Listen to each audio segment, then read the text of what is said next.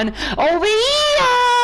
I hope you're having a splendid day wherever you are in the world, and welcome back to the Motorsport Lounge. Now guys, today's Motorsport Lounge, I will unfortunately be doing uno momento. No, uno momento means one moment, sorry. Uno, I'll be doing it alone. Uno means one, for those of you guys that don't know. I'm stupid, I'm sorry. But in any case, I'll be doing today's Motorsport Lounge episode alone. And guys, basically, I've been thinking the past few weeks after the Bahrain Grand Prix, I see all these other F1 YouTubers, some podcast channels, and a bunch of different types of channels, whether it's gaming channels, podcast channels, whatever the channel may be, doing these post-race podcasts. And for future Motorsport Lounge episodes, the other members of the Motorsport Lounge will help me with this. Guys, this was literally, I thought by it myself, and I just decided this morning, okay, we're going to do it. So they don't know about this yet. They're basically going to see the video and start stabbing me with knives, but it's okay. Not the point. So guys, we're going to have our post-race reaction of the Bahrain Grand Prix. And yes, I know I'm 2 weeks late. Bear with me, please. I'm going to start doing this now after every Grand Prix that we watch in real life. As soon as the Grand Prix is done, there will be a reaction the following day or the day after. So at latest by Tuesday. Most of them are going to be done alone by myself, guys, because there's no webcams and we can do it online with each other. It's a bit of a weird situation with the group I have on the Motorsport Lounge, but I'm going to try my best to get some of my Motorsport Lounge friends to do this with me. And guys, these podcasts, well, you can call it a podcast. We're just going to call it a podcast for this video, just for safe measures. It can be anything from 20 minutes to 2 hours long, so be ready to listen a lot. But guys, let's get straight into it, and I'm just going to start off with this. This has been the best season opener in a decade for Formula 1. And I will stand by that. Guys, the last time we've had a season opener that got close to this was back in 2012. And remember, guys, I'm 21 years old. It's 2021. So in 2012, I was 12 years old when that season started. And I can remember that. That's how good that season opener was. But this was even better. The Hamilton versus Verstappen battle. Oh my soul. Guys, there was no point in that Grand Prix where I thought Max has got this, or Lewis has got this. No point in that Grand Prix. There was a constant unknown of who was going to win that Bahrain Grand Prix. And I take my hat off to Red Bull for making the jump that they did towards Mercedes. The Red Bull is the quickest car. Guys, without a shadow of a doubt. Did you see qualifying? Max qualified on pole by, I think, 0.3 of a second. Let me just quickly double check that. Because that was just... Max is ready for Mercedes and for Hamilton this season. Not even a bit. I mean, how do you even compare what Max did? I mean, usually it was Lewis and Bottas at the first race of the season, being usually Australia. Last year with COVID, it was Austria, and they were ahead by basically a second, and it's like that every single bloody year. And I mean, why doesn't the thing want to show me the stupid qualifying results? Guys, just give me a second here. Luckily, editing is a beautiful thing. Okay, here we go. Guys, Max was literally, he out-qualified Lewis by basically 0.4 of a second, 0.4. And in F1, that is a stupid amount, especially at the front of the field. The front of the field in Formula 1 is supposed to be milliseconds apart, not tenths apart. That was an absolutely phenomenal performance from Max Verstappen in qualifying, and that is why I stand by the Red Bull is the quickest car this season. Without a shadow of a doubt, the Red Bull is the quickest car this season. But also, once again, well done to Mercedes for out-strategizing Red Bull, and well done to Lewis Hamilton using his experience to outdrive Verstappen. To all the Verstappen fans, please don't hate on me, but Lewis outdrove Max that Sunday. the Bahrain Grand Prix, Lewis outdrove Max. He was the guy to beat. And I guess there's a lot of controversy about Lewis exceeding track limits and all those things. But I'm not going to talk about that in this podcast because I need someone to talk about that with. So we've got to stand by the results. Lewis outdrove Max. Whether you agree with me or not, Lewis outdrove Max. And Lewis was the guy to beat on Sunday. But that does not mean we've got a spoiler for the rest of the season, guys. If Red Bull stick with Mercedes on with development, we're gonna have probably the best season in really a decade when it comes to battling for the championship, because you've got the hothead Verstappen versus the experienced, what do I want to call Lewis, the experienced GOAT, going against one another. And Max wants to prove that he's better, and we all know Max Verstappen will drive the living crap out of that Red Bull to prove that he's quicker than Hamilton. And unlike the 2016 Rosberg-Hamilton battle we had, this is two different teams. We don't have two drivers in the same team battling it out with team orders and all that type of crap. We've got two drivers in different teams that are going to go hell for leather, and I can't wait to see what happens the rest of the season. Me and Super Boosted called it in the preseason predictions. We think this is going to be the best season we've had ever, and I'm going to stick by that. If it's not like that by the end of the season, I will eat a piece of paper, and I will record myself doing that. Okay, that's the deal. I'll eat a piece of paper. So if you want to make sure that I remember to do that, if this is not the best season ever, remind me. Well, comment back on this video at the end of the season, like mid-December, and I will record myself eating a paper. It's okay. But let's get back into the stuff. So guys, Hamilton, Verstappen, we're in for a cracker of a season if this is going to be a season-long battle. Now, next I want to talk about Lando freaking Norris. Oh my freaking word! Scenario 7 Lando has showed up for the entire season. Lando was on fire this entire weekend. Guys, he out-qualied, out-practiced, out-raced Ricciardo solidly. And yes, once again, I know, Ricciardo, new team, he's still adjusting to the car, but still, it's Daniel Ricciardo we're talking about, one of the best drivers on the grid. I think when you look at the best drivers on the grid, you've got Ricciardo, Hamilton, Verstappen, Leclerc, Sainz and Gasly. That's my 6 best drivers. And Ricciardo is an experienced veteran of the sport. I think Ricciardo has been racing since 2012, roundabout there. He's a veteran in the sport. And Lando just absolutely spanked Ricciardo, in my opinion. And I know that sounds a bit disrespectful, but no disrespect towards Danny Rick. He still had a fantastic race.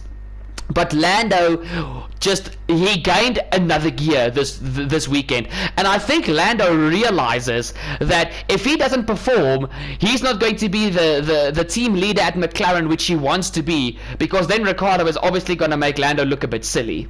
So I think Lando has really he's woken up. I think we've got scenario 7 Lando, and if this keeps going, it's pretty soon going to be a scenario 8 type of Lando, if you guys know what I mean. But great performance from Lando Norris, ending up in P4 ahead of Sergio Perez in the Red Bull, which obviously was the quicker car, and Perez was catching Lando at the end of the race by a rate of knots, and Lando just made sure that he kept the car on track. Fantastic performance from Lando Norris. Now guys, the next driver I'm going to talk about is the driver that literally is who finished 2 places below Lando, and that is Charles freaking Leclerc. Guys, the Ferrari looks so much better than last year already. It still looks a bit unstable on the front end, I'm not gonna lie. The car seems like it understeers a little bit, but Charles and Sainz brought it this weekend. But for now, we're talking about Leclerc. Guys, Leclerc had probably the best start on the grid, in my opinion, and he didn't look too good on the soft compound of tires. That first stint for Charles, I really thought that he was going to get swallowed up by the rest of the midfield, but Charles just held through, strapped on his second set of tires, and after heading into his second stint and then into his third, Charles was at some stages quicker than Lando. I'm not even joking, guys. I kept an eye on the timing sheets. Charles was lapping quicker than Lando. That is beyond what that Ferrari is supposed to be doing. And I'm not going to lie, I've been somebody that's really underestimated Leclerc, and yes, he is one of the best drivers on the grid, but of those 6 drivers that I mentioned, Leclerc for me would always have been at the bottom. And literally, after his recent performances, especially last year, really driving that absolute donkey of a car, Leclerc is really starting to change my mind. I've always been a Ferrari fan. Ferrari and McLaren are my 2 teams. And the fact that we've got Leclerc and Sainz, 2 of my favorite drivers on the grid, in that team, I really think I'm going to be Ferrari crazy this year. I'm calling it. I'm going to be Ferrari crazy. But absolutely phenomenal job from Charles Leclerc, getting that car up into P6, solid points. Carlos Sainz achieved P8, so that's 12 points for Ferrari. I think that's more points in the first race than they got the entirety of last season. Bloody hell. But not really, guys, but still, Ferrari had an absolutely horrendous season last year, and I think this is a proper kickoff towards 2021, and I've got good hopes for Ferrari. The engine is better, the car is better, and they are the team that actually, you guys know, obviously all the cars this season are much slower thanks to the redesigned floors of the cars, well, the sides of the floors and a few other things on the car.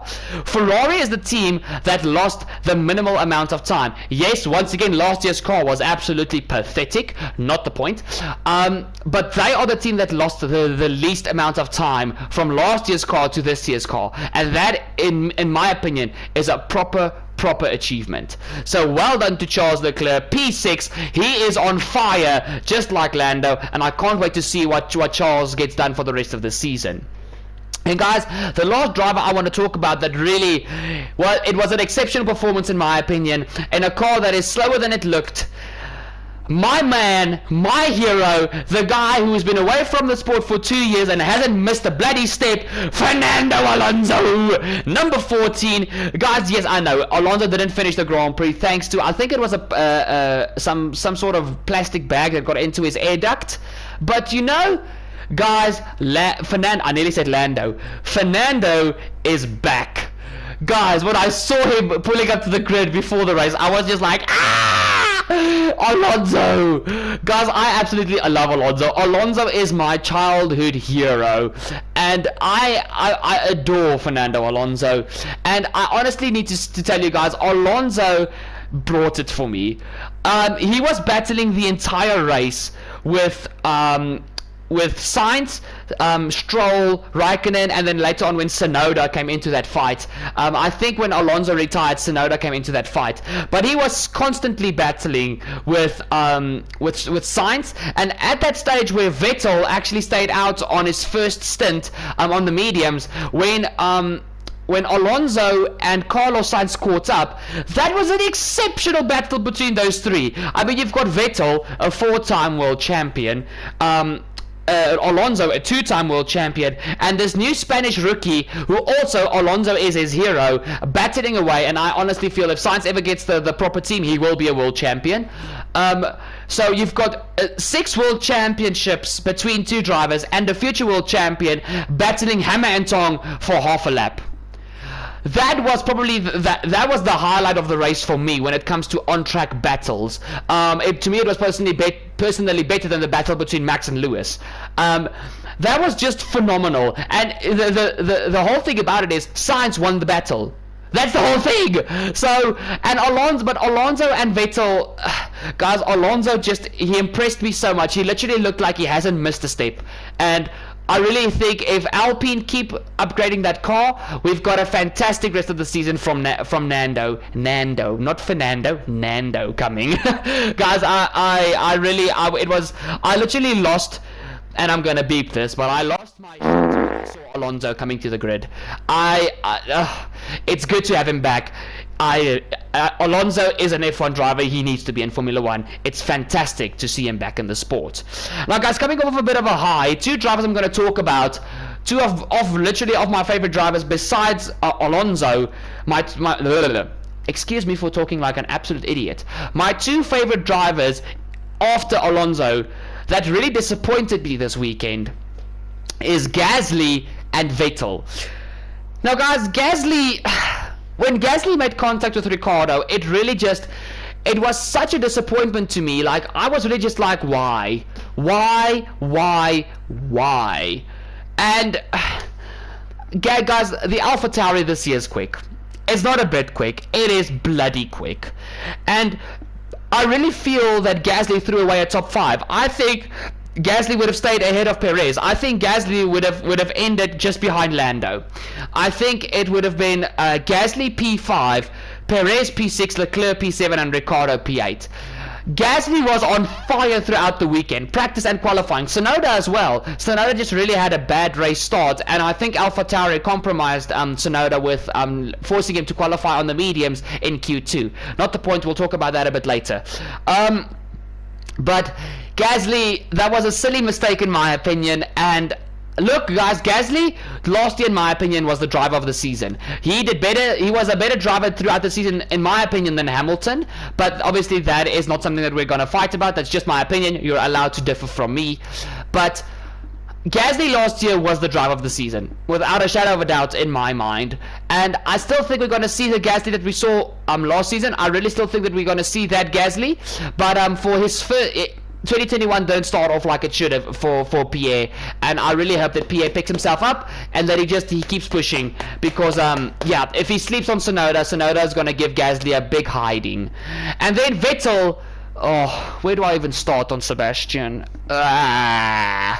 Okay, guys, Vettel, yeah, Sebastian, it's clear that Sebastian is still adjusting to that car. He's not used to the Aston Martin whatsoever, yet, emphasis on the word yet, but he's still got a lot of work to do.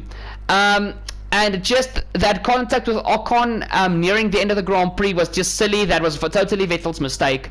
And I really feel that Vettel is just making the meme community worse for himself. Because that really was an absolutely silly mistake. And guys, Vettel is a 4-time world champion, and I've said this on multiple occasions. I've got a massive soft spot for Sebastian Vettel, and I really feel that Vettel, the Vettel that we all know and love, the Red Bull Vettel that carried Ferrari until 2018, actually throughout 2019 as well, that carried Ferrari until the end of 2019, I still believe that Vettel is there, and he just needs one good solid performance to just show up again. And I honestly can't wait for that race to come, and I'm telling you guys now, it's going to come somewhere this season. I believe in Vettel, and I believe that he is still the Sebastian that we all know and love, the Seb. He is the Seb. But guys, now we're going to head into the final portion of the video, where I'm going to rate every single driver on their full performance throughout the weekend from 1 out of 10. And at the end of the season, we're going to see who is the Motorsport Lounge driver of the season. Now, guys, for this is not just we don't rate their practice sessions. If something major happens in practice, then we will rate their practice sessions, but otherwise it's mainly for qualifying and obviously the race. Okay, let's start with the team that clearly has the slowest car. Let's start with Haas F1. Okay, Nikita Mazepin. Oh guys, Mazepin, just an absolutely terrible performance. I'm sorry, people can tell me what they want, but that was not a good performance from Mazepin. And Mazepin, I'm going to be harsh. I'm going to give Mazepin, I mean, qualifying, he spun with both his runs in Q1. So Mazepin, I'm going to hit him hard, or I'm going to give him a 1 out of 10. So yeah. Heading towards his teammate, however, Mick Schumacher. Guys, Mick had an absolutely fantastic first weekend. Yes, he only finished P16, a lap down, but still, guys, the Haas is the Ferrari of last year. It's an absolute donkey to drive, even though in my opinion it's one of the most beautiful cars on the grid. And yes, I know Schumacher spun, but guys, he still had a solid performance, and I really think that people are underestimating Mick's first performance, and I think we're still going to see a few solid performances from Schumacher. So for Mick, I'm going to give him a solid 7 out of 10. A great first performance from Mick, and yeah, it was really just Mick just showed up. He honestly showed up. So sorry guys, I just quickly need to keep points. So we gave Mazepin a 1 out of 10, and we gave Schumacher a 7 out of 10. We know the Williams drivers were there, but they were just they almost had no screen time. What's their performances? He did not finish. Latifi DNF'd out of the race, and he ended up in P18 after Latifi 3 out of 10 because his qualifying performance was decent. He really it seems like Latifi is starting to bridge that gap towards Russell, and that for me it really is a good sign for Latifi if he wants to stay in F1. And guys, Russell ended P14 if I'm not mistaken. Yes, P14 behind Ocon, Giovinazzi and Raikkonen. So he finished ahead of Vettel though in the Aston Martin. Guys, I'm going to call it down the middle. I'm going to give Russell a solid 5 out of 10. He also didn't get out of Q1, so the one lap Russell that we all a little bit missed, I think, didn't show up. But let's see what happens at Imola. Now heading in towards the final back market team, Alfa Romeo. Let's head first in towards Antonio Giovinazzi. Now, guys, Alfa Romeo, they've made it. They put a post out this week that said Alfa Romeo, along with Haas, are not developing anymore on their 2021 race cars. They're already starting to work on 2022 with the massive regulation change coming next season. So I think the Alfa Romeos are gonna start quick, and by the end of the season they're gonna be chilling with Haas at the back of the field. But this weekend, Giovinazzi and Raikkonen really knocked it out of the park. I mean, P10 and P11 and P12. They were only 1 point away. One position away from getting a point, and for their first race this season, that is fantastic. And I mean, the Alfa Romeo, it looks quick. To me, it looks quick, and it's a beautiful car as well. And I mean, Raikkonen was only 2 seconds behind Lance Stroll at the end of the race. Raikkonen wasn't even lapped. Giovinazzi was the only one of the 2 Alfa Romeos to get lapped. So I'm going to give Gio a 6 out of 10 because, once again, just like the 2 Williams, not a lot of screen time. Raikkonen, however, he was on fire. Raikkonen was on bloody fire. I'm going to give Kimi an 8 out of 10. That was a fantastic drive from Kimi in qualifying as well. Both of the Alfa Romeos looked really strong this weekend. And yeah, guys, now we're heading in towards... Let's go into the Aston Martins. Let us go into the Aston Martins. So first of all, Vettel. Guys, this is not an easy thing for me to do. Like I said, I've got a massive soft spot for Sebastian, but this wasn't a good performance from Vettel, despite that battle with the midfield runners when he stayed out on his first set of mediums. Except for that, Vettel really, he underwhelmed me. So Vettel, unfortunately, I'm going to be harsh. I'm going to give Sebastian a 4. No. I'm going to give him the same as Latifi, a 3 out of 10. Lance Stroll, however, had a very good race, and he had a fair few good battles. I'm going to give Stroll a 7 out of 10. Which I think was a very good performance for Stroll. And yeah, but there really, once again, not much to say about Stroll except for that little battle at the stage with Carlos. I know he had an on-track battle with Sainz, which Sainz won because he was on newer tires, but Stroll defended fantastically. So Stroll gets a 7 out of 10, Sebastian is a 3 out of 10. Now let's address the elephant in the room. No, I'm joking, guys. Heading towards Alpine. So guys, Ocon, what is there to say about Esteban Ocon? Guys, Ocon absolutely just let me down in qualifying. I expected a lot more from Esteban, and guys, if he races like this throughout the season, Alonso is gonna absolutely annihilate him. Go listen the preseason drivers predictions from myself and Super Boosted. Alonso is ruthless as a teammate. He's merciless, and if Ocon puts in these type of performances, yeah, Alonso's going to wipe the floor with him, and Ocon, I think, will really struggle to get his career off of the floor again. He needs a strong season, and he's just not. He started it in the worst possible fashion. So Ocon, to me, guys, I'm going to be harsh. It's a 2 out of 10. He was just nowhere. And Alonso, yes, he DNF'd, but guys, Alonso had some fantastic battles on track, and I'm going to give Alonso an 8 out of 10. Alonso had a fantastic weekend, making Q3, where Ocon fell out in Q1. Yes, in Q1. And Alonso made it through to Q3, qualifying in P9, and he had a fantastic race. So that to me was fantastic. Now heading in towards the two AlphaTauri boys. Once again, probably my favorite team this year when it comes to the driver lineup. And I nearly typed Kvyat. Is okay. Guys, Tsunoda, absolutely fantastic Formula 1 debut. Give me a quick second. I'm going to have a sip of coffee. Oh, there's nothing like a good cup of joe. Okay. Tsunoda. Guys, Tsunoda had probably... No, he did have the worst start on the grid. Except for Mazepin. Tsunoda was on fire after the safety car restart. He was just on pace every single lap. And I'm honestly going to tell you guys, I'm going to give Tsunoda a 9 out of 10. That's the highest points we've given so far. Tsunoda, bloody hell, kid, you are welcome in Formula 1. We need drivers like this. Bloody hell, a fantastic performance, achieving P9, points for his first ever Formula 1 Grand Prix. Fantastic performance from Yuki Tsunoda. A solid 9 out of 10. Gasly, however, yeesh. Yeah, guys, I'm going to do the same that I gave to Vettel and to Latifi. Maybe just one more. I'll go one more because Gasly did have a good start and he had an absolutely fantastic qualifying. So I'm going to give Gasly a 4 out of 10.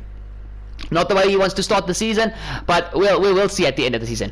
We shall see at the end of the season. Now, guys, heading in towards what teams we have left. We did Haas, Williams, Alfa Romeo, Aston Martin, Alpine, and AlphaTauri. Okay, heading into the big guns.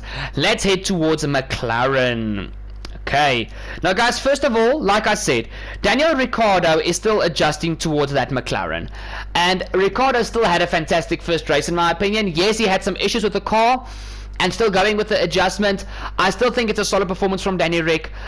He came in P8, was it, if I'm not mistaken? No, he came in P7. P8 was Sainz. So I'm gonna give he was more than a minute off of the winners though, and Lando was 46 seconds. And Ricciardo had a bit of an underwhelming qualifying performance. So guys, I'm going to give Ricciardo a 6 out of 10. I think that's a good marker to give him. And then Norris, I mean, hello. Norris, guys, a solid 10 out of 10. 10 out of 10. Now guys, also what we can do with this is if a driver really exceeds like his performance throughout the weekend, we're going to give him an 11 out of 10. That is like A star, A plus. You overachieved what you should have. And yeah, actually, you know what, screw that. We're gonna give Lando an 11 out of 10 because Lando knocked it out of the park, qualifying the race, even throughout practice. That car was quick. And I'm gonna change my Tsunoda to a 10 out of 10. I'm going to change Tsunoda. So Tsunoda's 10 out of 10. Lando is 11 out of 10. Now heading towards my favorite team on the grid, Scuderia Ferrari. Now, guys, Sainz, good first performance in the Ferrari. He's still adjusting. But Sainz really, he was on pace with Leclerc throughout qualifying, which was fantastic in my opinion. He just needs to work a bit on his race pace. So Sainz, a solid race, fantastic battle with Vettel and Alonso. I'm going to give Sainz an 8 out of 10. The position where he ended, 8th, he's got an 8 out of 10. Leclerc, guys, I'm going to give Leclerc a 9 out of 10. I know I gave Yuki a 10 out of 10, but Leclerc, he still had a fantastic performance. But there's still more. There's still more, and I'm going to... come on. You know what, guys? Leclerc battled in his first stint with those soft tires. The car just didn't want the soft tires. So I'm going to give Leclerc a 10. Let's give Leclerc a 10 out of 10. Solid first performance. And we'll see what happens throughout the rest of the season. Now, the two big boys. Red Bull and Mercedes. Oh my goodness. Guys, Sergio freaking Perez. What did that guy eat for breakfast? Guys, literally everything this weekend didn't work out for Sergio. I mean, a bad tire call in qualifying, just like AlphaTauri did with Tsunoda, Red Bull did with Perez, and on the formation lap, his car decides to shut off. It just dies. Literally everything just went black. I mean, and he got the car restarted, started from the pit lane, was dead last, and he came through to finish P5. He catched Leclerc. The only person he didn't catch was Norris. That's why I gave Norris an 11 out of 10. I mean, Perez, solid performance for his first time in that Red Bull. And guys, Perez as well, for me, he deserves an 11 out of 10. Solid, no, I'm gonna make it a 10 out of 10. 10 out of 10, sorry, 10 out of 10. But still, an absolutely phenomenal performance. Verstappen, guys, without a shadow of a doubt, he out-qualified everybody. I mean, qualifying performance-wise, he was qualifier of the day. Max gets an 11 out of 10. I'm sorry. Max was just on bloody fire. Now, Bottas.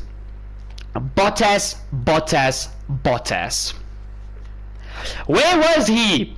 Bottas was nowhere. Like, literally, was he on the podium? I think he was. Yeah, he finished P3, but I can't even remember that. Guys, he was 37 bloody seconds behind Hamilton and Verstappen. Verstappen ended 7/10 behind Hamilton. They ended the race less than a second apart. Guys, and I know Mercedes screwed Bottas a bit with his the tire strategy, but Bottas just keeps putting in these underwhelming performances, and I'm just I can't cope with this. Guys, I'm gonna give Bottas a 5 out of 10. Sorry, it's a 5 out of 10. I know it's harsh, but it's a 5 out of 10. And Lewis bloody Hamilton. Guys, what a phenomenal performance from Lewis Hamilton.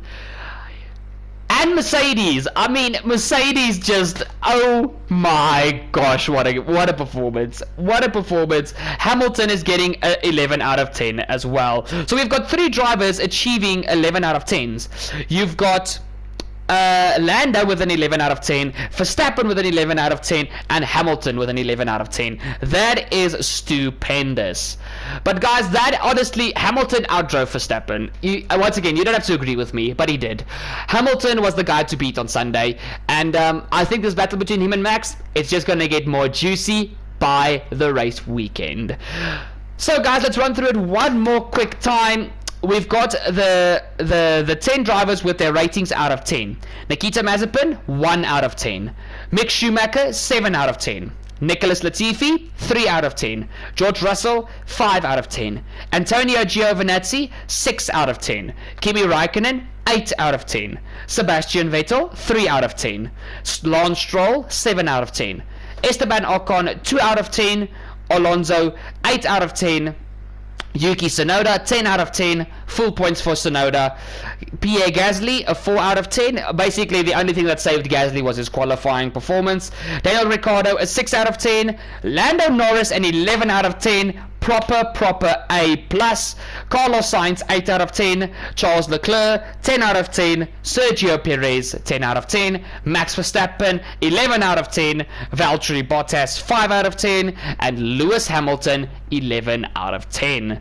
And before I leave, guys, please drop your predictions in the comments down below. Okay, predictions for the Emilia-Romagna Grand Prix this weekend at Imola. I've got 3 bold predictions, okay? 3 bold predictions. Gasly top 5, okay? We're going to have Sergio Perez on the podium. And we're going to have a Haas getting points in the form of Mick Schumacher. So, Mick Schumacher gets points. I'm going to type it down so you guys can't at me. Mick Schumacher points. And how the hell did I spell Schumacher? Sorry guys. Schumacher equals points. Even if it's only 1, we're gonna have. You know what, guys? I'm gonna swap this around. I'm gonna go Gasly podium. I can't believe I'm doing this. Gasly podium. Gasly and Perez podium. Gasly and. Come on, can I please just type the right things? Gasly and Perez podium. And my final prediction, let's see. I'm gonna have, guys, I really think there's something gonna go wrong for Bottas and for Look, I think, if Gasly and Perez are on the podium, that either means Hamilton wins and Verstappen is off the podium, or Verstappen wins and Hamilton is off the podium. I think Mercedes are going to struggle at Imola. So I'm going to say a Ferrari top 5. Whether it's Sainz or Leclerc, I'm not going to specify. Ferrari top 5. That means McLaren is also going to have a bad weekend. Oh, I'm going very bold. Oh, my word. Okay, so those are my 3 bold predictions. Mick Schumacher gets points. Gasly and Perez are on the podium. And Ferrari top 5. Guys, that has been this episode of the Motorsport Lounge. Thank you so much for watching. Thank you so much for staying till the end. Please make sure to go check out all the links in the description down below to have all your fantastic racing needs met here on Turbo Fox Racers. Sim racing needs. Guys, also please make sure to drop a like down below on the video. It's only going to take you a nifty 2 seconds. And finally, if you are new to the channel, make sure to hit the subscribe down below. Don't forget to ding that bell to never miss a future episode.